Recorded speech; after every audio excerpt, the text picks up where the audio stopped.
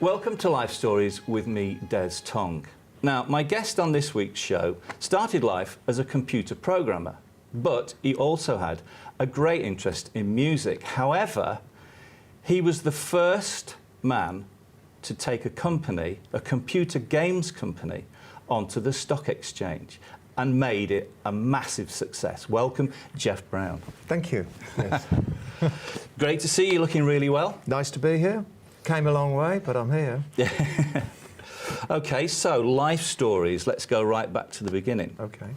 You were born in Winson Green. Yes, Winson Green, within sight of a prison, a mental home and a tramp's home. That's the kind of place I was born in. And what schools did you go to? Initially, I went to a school exactly opposite where I lived, in Foundry Road, so Foundry Road Junior School. And then I moved on very quickly when I was 11, to Lordswood Technical School. And in those days, it was a technical school. That was in Harborne. Right. And that's where I was. Now, I know, reading about you, you did have an early interest in music, didn't you? Yeah. At school, like we all did, and several other people did, built a guitar in woodwork and thought, well, I've got to play electric guitar, that was. And my best friend Richard said, well, you know, I'll buy a guitar. He got more money than me. I'll buy a guitar. So he got a Broadway. I got a homemade. The drummer had got a snare drum. He was the drummer. That was it. And we had an Indian bass player at the time, which was unusual, called Kelsey. And we had a school band. And then from there, we kind of grew, changed a few people. But that was when I was, early. That was about, 1950, oh my God, 58, I think that was. Right. So what were your influences at the time? Oh, Buddy Holly, Shadows, all the usual ones that everybody wanted. Everybody wanted to be, all guitar bands wanted to be the Shadows, Buddy Holly. Yeah. We had a singer who could sound like Buddy Holly. Wow, that was fantastic. Just really rock and roll, the Everly Brothers, all the same music that was around at the time. But the one I really liked, which was good at the time, was Cliff Richard and the Shadows. You know, because when he first started, he did a lot of rock stuff. Yeah, yeah. And then he kind of went into middle of the road stuff. But you moved on, didn't you? You had a band called the King Bees. No, yes. Well, I got interested in blues, like a lot of people did in that time. And we decided to change direction of the band and be a blues band. And there was Spencer Davis with Steve Winwood, and there were the King Bees, and that was. And you had quite a well-known drummer.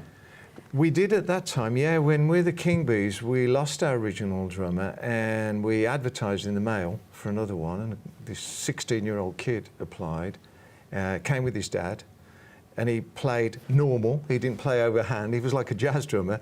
And Carl Palmer. Right. And I said, he's a pretty good drummer there.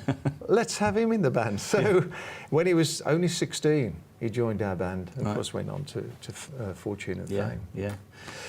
And then, obviously, at the same time, you're into your computer programming. Well, what I was doing then, at that age, I was semi-professional. We weren't even professional then. Right. And when Carl joined us, he kind of changed the band a little bit because he was a very good drummer and he could do anything we wanted him to, anything. And so in about 66, we made a single with Larry Page, of all people, the Troggs producer. The Troggs, and he said, I don't like the name King Bees. And David Bowie's band was called the King Bees originally as well. And he said, don't like the King Bees. I'm going to call you Craig. And I said, oh, all of us. And he said, yes, not the Craig, Craig. I said, yeah, but it's like not about, I like the name Craig. So the King Bees never made a record. It was Craig that made the record, and we did a little bit of soap. And then we followed it up with this crazy, what they call freak beat record now, called I Must Be Mad. And that was in 66. And Carl had this massive tom-tom roll that came in halfway through.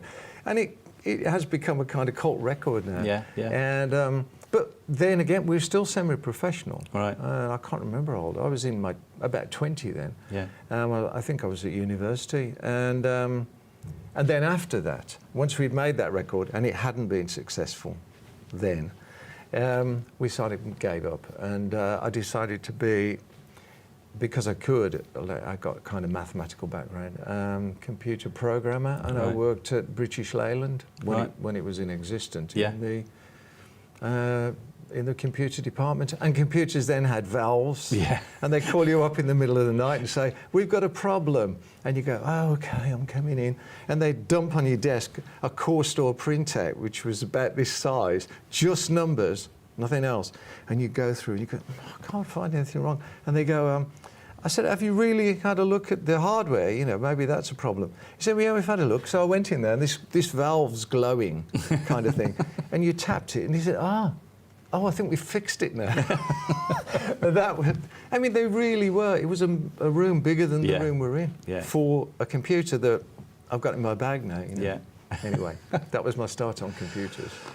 Then you, talking back to the music side, and a band I remember you being in, because I worked with you in Birmingham, was Muscles. Yeah, that was later on. What happened was I went professional because we had a gig in the Congo, of all places, the Belgian Congo it was then. And I went to my boss at Leyland and I said, oh, I need a month off. He said, why? I said, well, I'm going to the Congo. And he said, well, why are you going to the Congo? I said, well, I'm playing in a band there, and you've got to let me go. And he said, well, you can't. I said, okay, well, I'm leaving then. So I was a professional musician, no job, just music. And that was through my progressive rock time. Because there was another band, wasn't there, called Galliard? Galliard were a big band. I mean, they were really good. We made 2 albums, even though looking back now, we had a brass section like Blood, Sweat and Tears. And they went on to be Ashton Gardner and Dyke, and they played with loads and loads of people. Really good brass section. Yeah. And then we didn't have Carl then. He'd left. He'd gone on to Arthur Brown, I think, LP. And so we had Galliard, and Galliard was an excellent band. But we didn't, again, quite make it. You know, it was an eclectic band. It was a bit before its time. It was Chicago meets Blood, Sweat and Tears and a bit of folk rock and stuff, you know. So it was quite eclectic. And in the end, that didn't quite... And that was managed by Phil Wayman, of all people, or recorded, who did The Sweet. And had like a lot of hits with that. So I kind of thought around then, OK, I've got a saying, I'd rather be a never was than a has been. So I think I'm a never was. So we never really had a massive hit. And at that time then I thought, well, I'll move on. What have I got? I've got my maths, I've got my education. I'll be a teacher. So I then went to here, where we're recording this, in Walsall. And I was a teacher at the Lecky School for 2 years for my sins, as a maths and computer science teacher. Wow. What do you think of the maths teachers now? They're teaching now. What do I think of me as a maths teacher? Well, you know, I tell you what I think now of maths, having done it for a living. There's 2 things. There's arithmetic and there's mathematics. Everybody needs arithmetic, and only a few people need mathematics. That's right, yeah. You know, once you start to go into the realms of mathematical theorems, etc. But everybody needs percentages, adding up, taking away, mortgages. And you had, it seems to be a current thread here, you had another famous drummer with Muscles, didn't you? I did. I had a soul, jazz and soul band. That made an album as well called Muscles. And again, the drummer left, the usual story. And we advertised again, got another guy come, and this was a West Indian guy, and he came, and I thought, well, he is really good. He could funk it up like nobody could, you know. He was a great drummer, better than the drummer, in my opinion, who was on the album. Right. He kind of followed on, the drummer left at the album. Mel Gaynor. Yeah.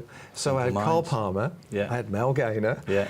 So I think when you play with the really, really good drummers, it actually improves the band. It's not just a good drummer. You know, the bass player starts to not play better, but more in sync with the drummer, and the drummer plays in sync with the bass player. Yeah. So they're great drummers, yeah. Mel Gaynor was good. So then we come on to, and we're coming up to the break, and I want to talk about this after the break, but we come up to your involvement with computer games. Yep, okay. So, I mean, I remember the first computer games were on like cassettes, weren't they? Yeah. And really primitive almost. Yeah.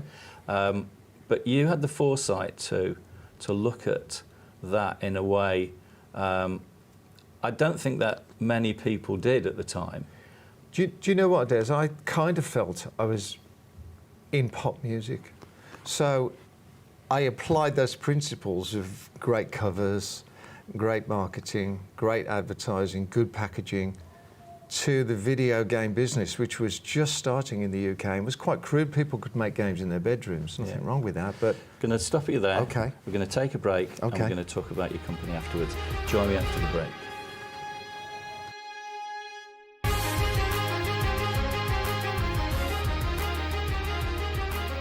Welcome back to Life Stories with me, Des Tong, and my guest, Jeff Brown. Now, just before the interval, we started to talk about the computer games company. Now, you, as I said previously, you sort of had that foresight to look at it and see a market there that pretty much nobody did in this country, did they? No.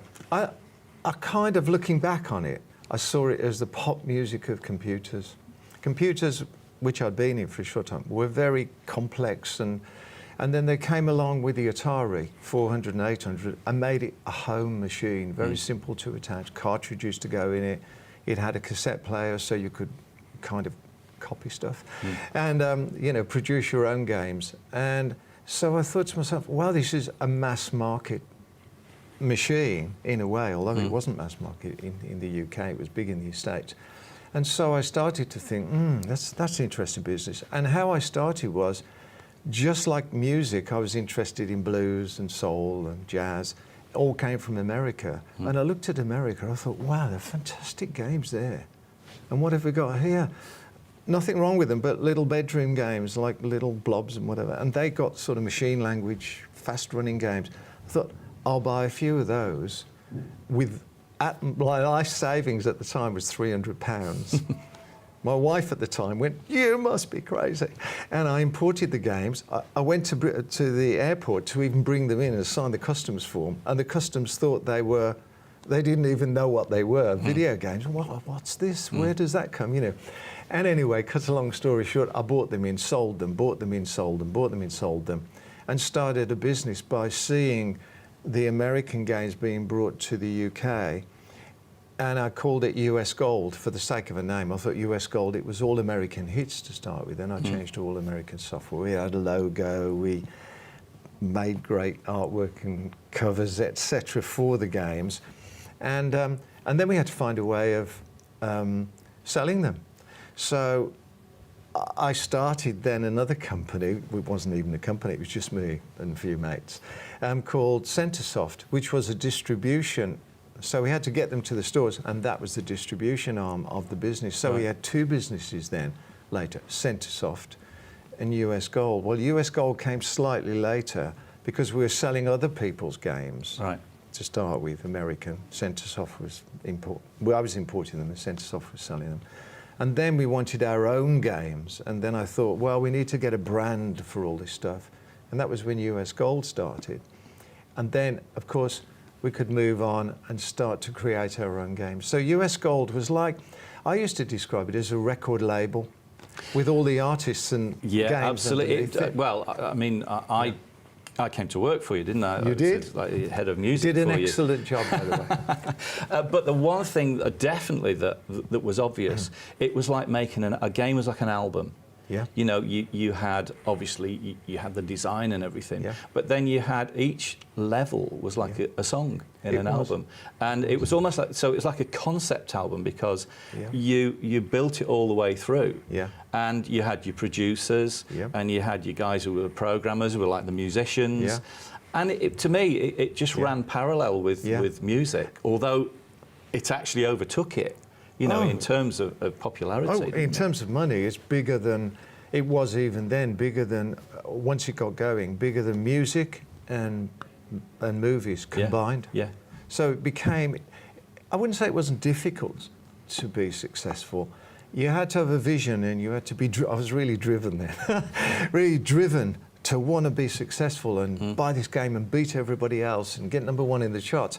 And #1 in the charts, the chart started. And you're right, we had animators, musicians like yourself, designers, concept people. Then it was packaging, and then it was all of those kind of things.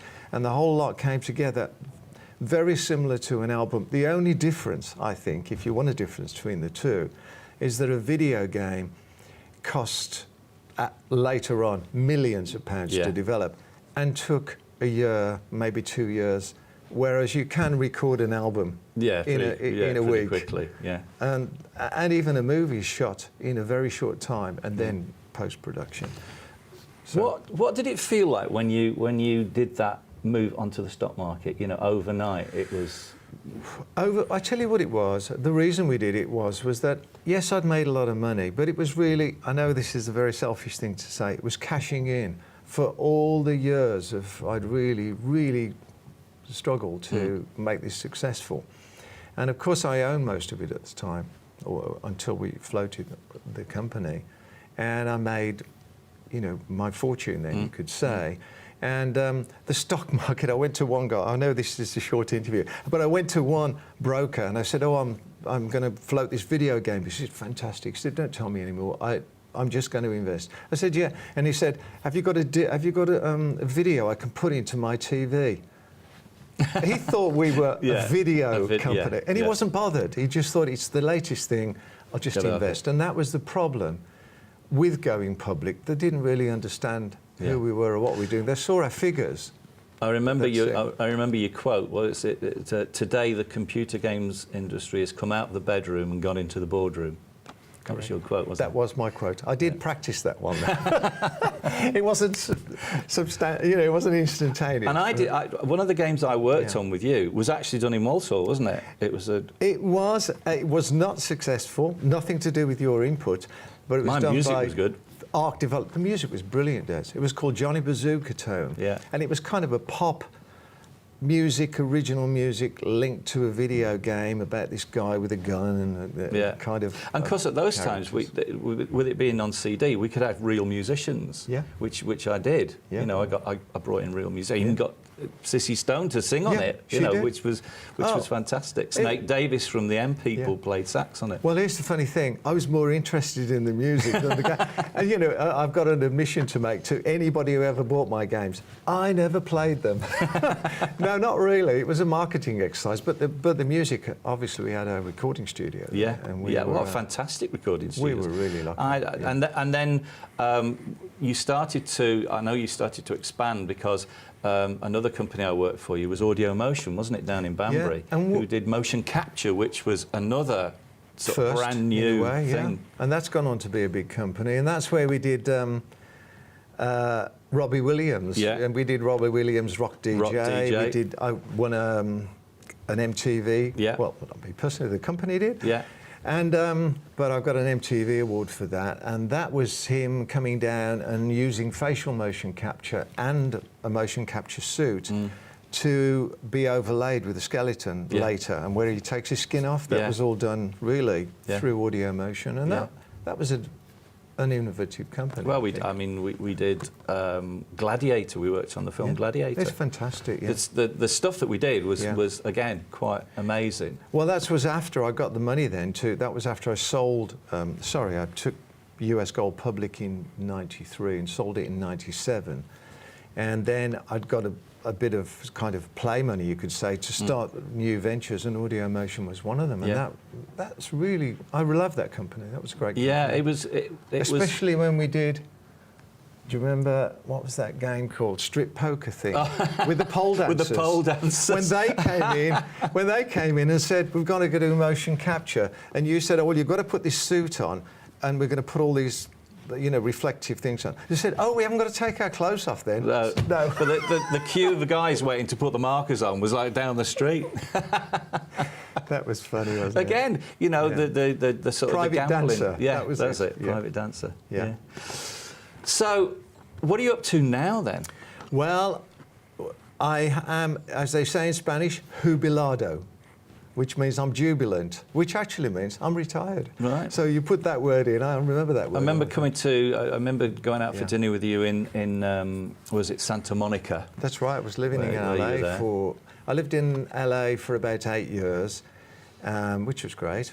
and then I moved. I'm now living permanently in Mexico, in a fabulous city, 6,500 feet up a mountain, that has culture festivals, and I had the chance to go back and play again. So I'm playing in a local band. And you told me you came first in the banjo and fiddle class in contest in Malibu. I did. I entered it, and I love the banjo. I took it up late in life. I owned a banjo all my life and never played it. And then I thought, I'm going to learn to play this.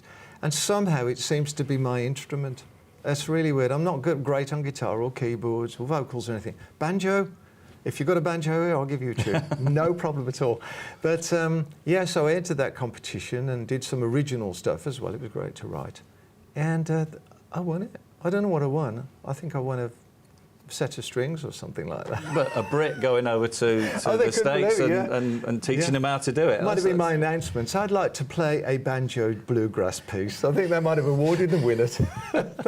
Jeff, it's been absolutely brilliant talking to you. I mean, thank you so much for coming in. Oh, I've enjoyed it. I know you got a little window and you've taken time out to come and speak to us.